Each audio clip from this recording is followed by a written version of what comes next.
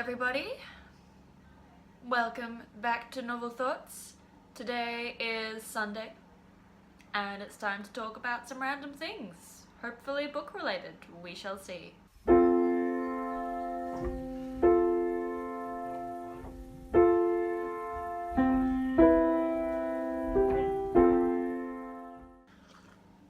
So first up, I kind of stole an idea from Book Roast, who I'm sure most of you will know because even though she hasn't been on BookTube for very long, she has definitely taken BookTube by storm, and she is wonderful and quirky and hilarious, and she just has the best ideas for videos. And she has started a little video series which I think is called sort of like mid-monthly catch-ups or something along those lines. And in her monthly middles something videos, she often uses little prompts to sort of guide her conversation on her catch-ups and to give some, common ground across all of her series of videos. And some of them were really awesome, and so it didn't take long for me to decide that I wanted to steal some of them. So from now on, any little Talks with Tea catch-ups that I do will have just a couple of prompts just to guide me a little bit, just to make sure that I'm not rambling too much at you. So let's have a look at some of those prompts, shall we? So I'm currently reading this thing. I'm currently reading this book. I'm currently reading this book. Honestly, I've only just kind of started it. You can't even tell where the bookmark is in that because of how close to the front of the book it is, but it's there. So I've read that much. That's 26 pages. And to be honest, that's probably where it's going to stay for the rest of the week because I got a little bit distracted by DiverseAthon. So DiverseAthon, for those of you who don't know, is a readathon that is held sometimes twice a year, I think. This one technically is the winter one, even though it's 30 degrees today. And basically the idea is that between the 22nd of January and the 29th of January, you read some diverse books. And the guidance for this is that they should be own voices books. So own voices it started off as a hashtag on Twitter as a way of helping people find books written by sort of minority population groups, where the main character of the book is a representation of a minority population group, and that character is written by an author who is a part of the same group, so that you're getting a genuine perspective rather than someone's imagined perspective of that minority group's experience of life.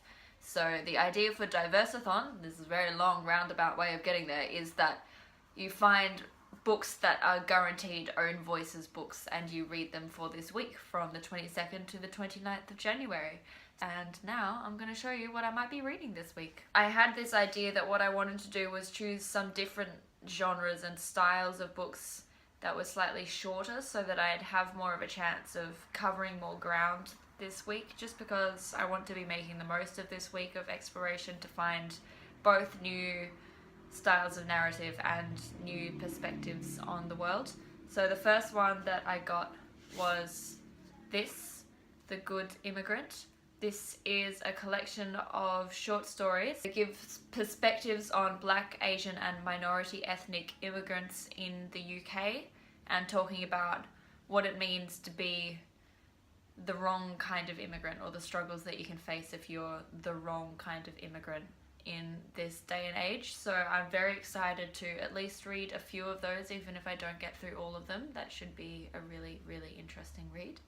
The second one that is on the pile, this is in no specific order to be honest, is El Defo, which is a graphic novel. It's sort of aimed more at primary school level children in terms of reading difficulty, and the main character is a deaf girl. She got very sick as a young girl and became deaf as a result of that, and basically this is just a little graphic novel of her starting primary school. She invents a little superhero for herself called El Defo, who is like her way of sort of dealing with any of the struggles that she has in her first few years of primary school as a deaf girl. And I got really overexcited, and I've already read this, and it's just gorgeous. It is the sweetest book just ever, really. I strongly recommend this as a read for you, for any children in your life. It was just really, really sweet and very informative as well. So that was book number 2. Book number 3 is Milk and Honey. This is a collection of poems by a young Punjabi woman who is actually quite a well-known poem. She's not a well-known poem. She's quite a well-known poet in this day and age. She posts poems on Twitter and Instagram, and I've followed her for quite a while now. And I finally decided that this is the time to get her book of poetry and have a read of that. So I'm very excited to explore some of her poems. So the next book is the only book that I could find at the library from this entirely long list of books that I was searching for, even though I was hoping to save money by finding some of these at the library, but I failed at that. Anyway, so the next one is Between the World and Me. This is actually a non-fiction kind of book, and it's written in the form of a letter to his son, basically just exploring the questions of what it's like to be black in society today and the struggles that are faced by black people in today's society. So that should be a really interesting read as well. And the final one is Homegoing, which is very well talked about at the moment, obviously. This is actually the only straight novel that I have on my list, and it's the story of two sisters in Africa. One of them ends up becoming a slave and the other one becomes a slave trader's wife, and it kind of explores their narratives through time and their children. I think it explores a few generations. So basically it's almost like exploring the history of America's involvement in slave trading and slave labor keeping through one family who happens to have two sisters, one of which is on one side of the story and the other one is on the other. And it's very, very well talked about. It's supposed to be a very good book. I'm very excited to read it.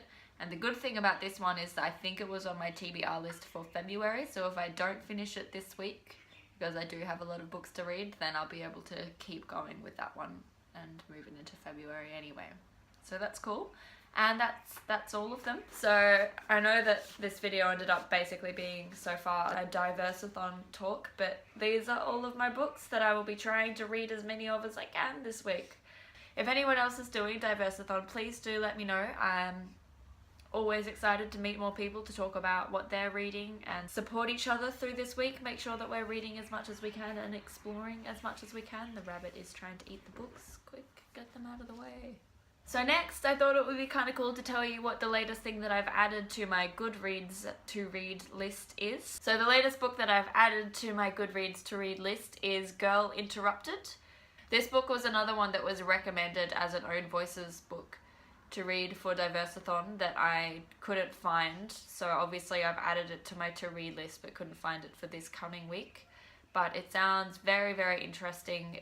It's a memoir of sorts that kind of explores concepts of sanity versus insanity and what we sort of consider to be mental illness. And this book was written in 1993, so it kind of explores how people treated mental illness in the 90s and still to a degree today. So I'm very excited to have a read of that. I think that'll be very interesting. I don't know when, but it's on my Goodreads list, so we shall see. This one is one that I definitely stole from Book Roast. She did Instagram shoutouts, and I thought that that was a really nice idea because I like the idea of sort of keeping this sense of community across social media platforms. I don't want to feel like just because I'm making videos on YouTube, on BookTube, that I'm separated or segregated from the world of Tumblr or Instagram or Twitter. So I would like to do some Instagram and some Twitter shoutouts on a semi-regular basis if I can. So my Instagram shout out for the week is Piles of Books page. Her feed is absolutely beautiful. She's a book blogger, so she has a book blog, and she's an amateur photographer, so her photos are absolutely beautiful. I love her aesthetic. And if any of you are interested in exploring some other book bloggers out there, there's one for you. Oh look, neighbours. Anyway, I'm not really sure what else I had that I wanted to share with you.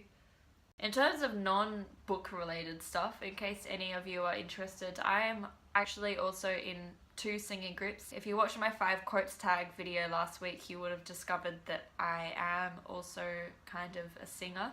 I don't do any performing on my own, but I am part of 2 singing groups which have been on holidays for the last month, since before Christmas. Basically, we had our Christmas breakup, and then now we're about to start singing again this coming week. So this coming week in non-booktube news is that I'll be starting to sing again in 2 different choirs, and hopefully that doesn't eat too much into my editing time and affect my booktubing schedule.